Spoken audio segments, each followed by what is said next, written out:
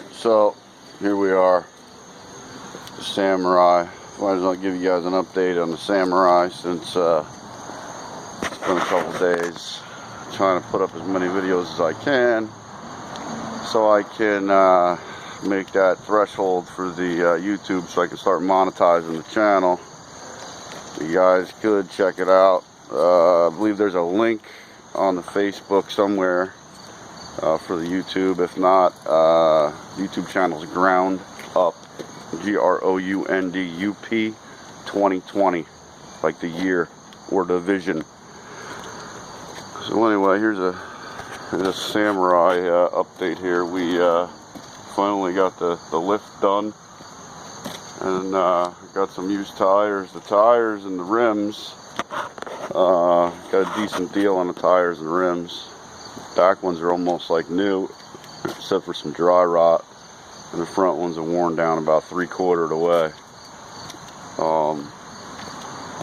You know, there's a guy on Facebook, I don't want to say his name, you know, he was selling rims. There's a lot of people on Facebook actually selling rims and tires, and you know, I must have had 4 different people that said they wanted to sell their stuff. Can't come in here because I got the radio on, and they'll screw with my video because of the copyright laws. But anyway,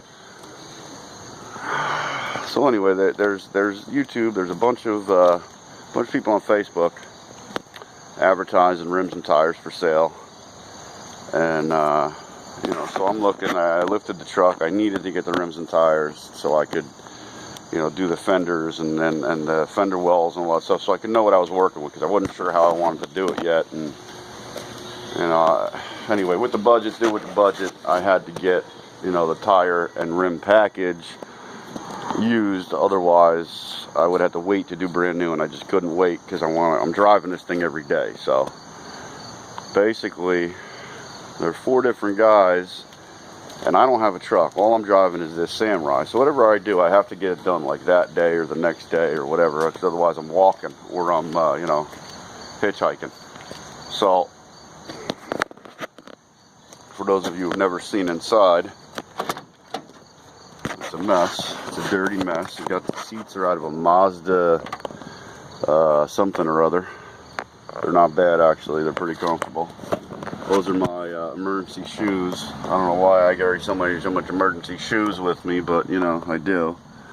But anyway, back to the story. Facebook, about 4 different guys telling me, yeah, I asked them about the rims, yeah, you know, when do you want to come get them? So we set up a time and a day, and I have to get my buddy who has a truck to you know, to go get them. You know, I have to set them up and ask them, you know, to go look at, you know, where it's at, 'cause I don't even know where the things are. I don't travel more than 2 minutes out of town. The shop is literally 2 miles from my house, so I don't really, not real familiar with anything outside of my town. So anyway, I get him up out of bed several times. I get him out of bed, wake him up, and give him an address, have him meet me at the shop. The routine is he meets me at the shop, I give him the money, and he goes and picks up what I need.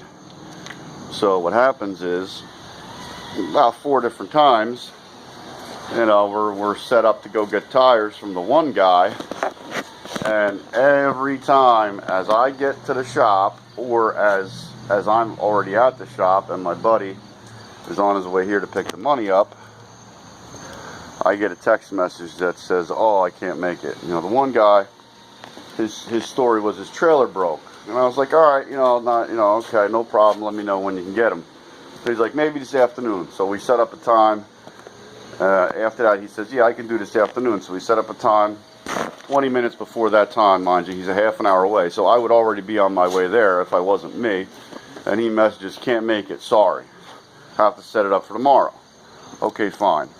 So the next morning, or actually that night, he asked me, how about 9 tomorrow morning? I was like, all right, let me check with my buddy, because again, I have to get him out of bed to make sure he's okay to do the deal, you know, to make the trip. So again, he's like, yeah, I'll do it. And we're on our way here. I get here, I message him, I'm on my way to the shop. He messages me, he's on his way here. This is the 4th and final time we get here, and the guy tells me, no good.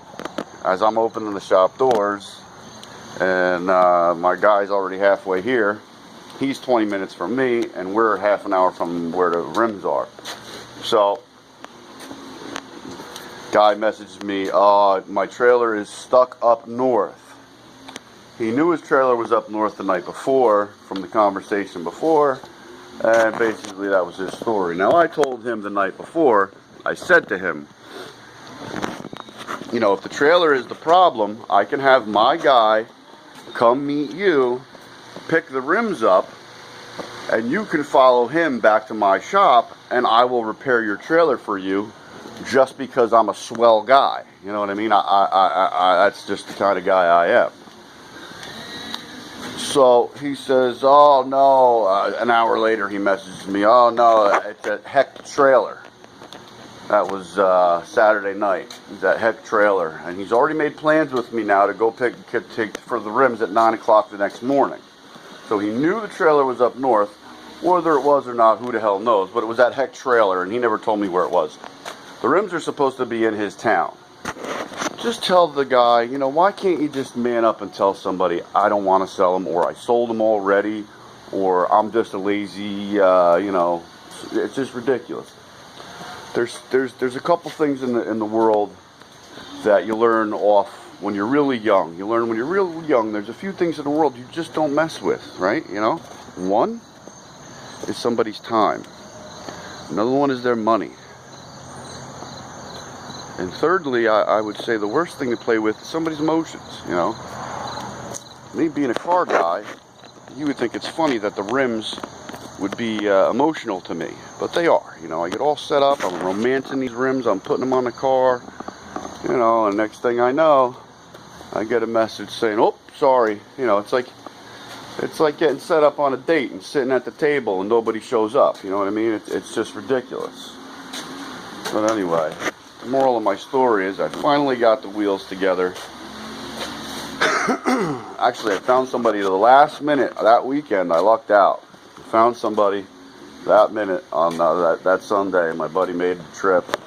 I had a set of Jeep half doors. I gave the guy just because I had to get him out of the shop, because it was either I threw him out or I gave him to somebody who still had a Jeep. And I don't know anybody who has any Jeeps anymore. They're from a YJ, so I just gave them to the guy. He's got like a big YJ farm out there where he farms out parts and stuff. You know, so as I'm telling you the story, I figure I'd give you guys a little tour of some of the shop. And, you know, another guy. The reason this guy upset me the most with this 4 times was because they were a deep dish, old school wagon wheel. They were painted white. They were still in really nice shape. And they had the 33-inch by 13 wheels on it. Tires, you know, tires were good. Tires were about half life, you know, and they had the white lettering on the outside. The thing with the Samurai is I wanted to go for that whole Mad Max, you know, 80s apocalyptic, and you'll see as I finish it up. But that's what I'm going with this thing. I'm not going for a restoration or nothing. I mean, I'm looking for functional, reliable, and also I want it to, you know, almost be like a conversation piece for the shop here. You know, we do a bunch of different stuff, a lot of metal work, you know, a lot of bicycle stuff, because bicycles are getting pretty popular. We make a lot of 3-wheel bikes. I actually make them. You know, I marry the rears with the frames on a men's style cruiser. That one I Franken-bike together. But that, you know, it's not done yet. It's not painted or nothing. But we ride them around just for fun. Ride them around town. And I got some of these that I plan on doing other projects with.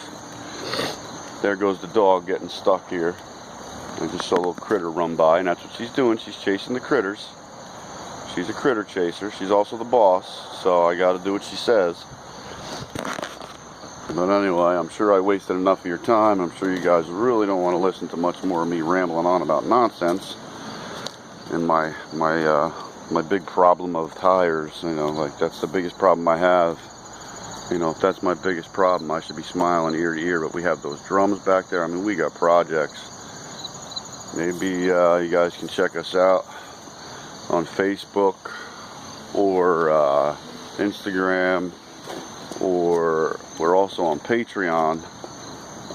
There's a link for Patreon, I think, or hopefully, because we couldn't set the internet up, because I do not know nothing about any of this. I push a button and hope things work. That's about all I do. But we are on Patreon. We don't have many videos up yet. We're just really putting it together this year, and it's just been a struggle every step of the way. We actually tried to hire some kids to do the job for us, because you know, they knew the computer and we don't.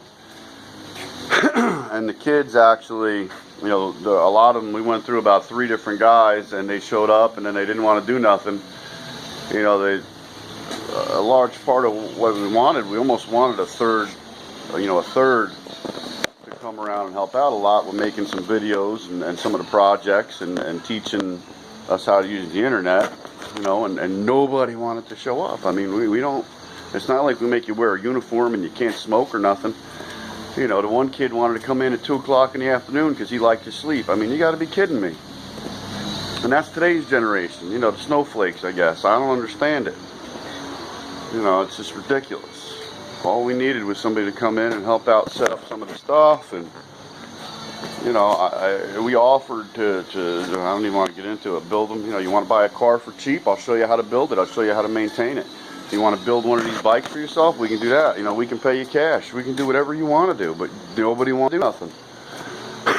You know, basically this is like a